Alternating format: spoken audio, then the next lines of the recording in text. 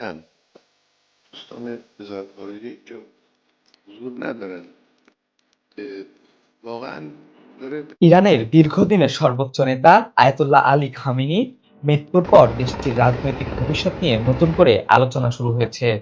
প্রায় ৩ দশকেরও বেশি সময় ক্ষমতা থাকা এই ধর্মীয় নেতার سیاستمداران মৃত্যুতে غربی ইরানের ক্ষমতার কাঠামোয় رسانه‌ای বড় برای ধরনের تهدید و পরিবর্তনের فشار সম্ভাবনা তৈরি میدن করেছে। ইরানের সংবিধান অনুযায়ী নতুন সর্বোচ্চ নেতা নির্বাচনের দায়িত্ব রয়েছে অ্যাসেম্বলি অব এক্সপার্টস নামে একটি ধর্মীয় পরিষদের হাতে। ৮৮ সদস্যের এই مسئله পরিষদই آمریکا দেশের و ایران পরবর্তী چیه সর্বোচ্চ নেতা নির্বাচন করবে।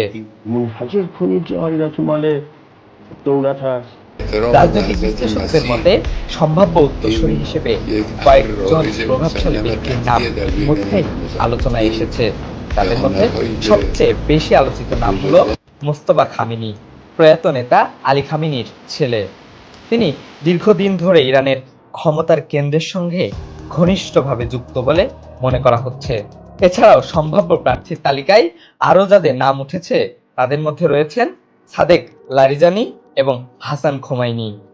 তারা দুজনেই ইরানের রাজনৈতিক ও ধর্মীয় অঙ্গনের প্রভাবশালী ব্যক্তিত্ব হিসেবেই পরিচিত।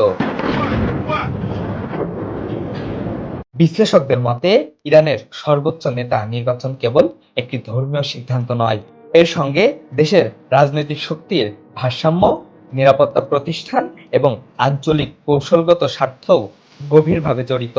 খামেনির মৃত্যুর পর নতুন নেতৃত্ব কে গ্রহণ করবেন তা এখন শুধুই ইরানের অভ্যন্তরীণ রাজনীতির বিষয় নয়, মধ্যপ্রাচ্যের ভূরাজনীতি, ইরানের পারমাণবিক কর্মসূচি এবং পশ্চিমা বিশ্বের সঙ্গে সম্পর্কের ভবিষ্যৎ অনেকটাই নির্ভর করছে এই সিদ্ধান্তের ওপর।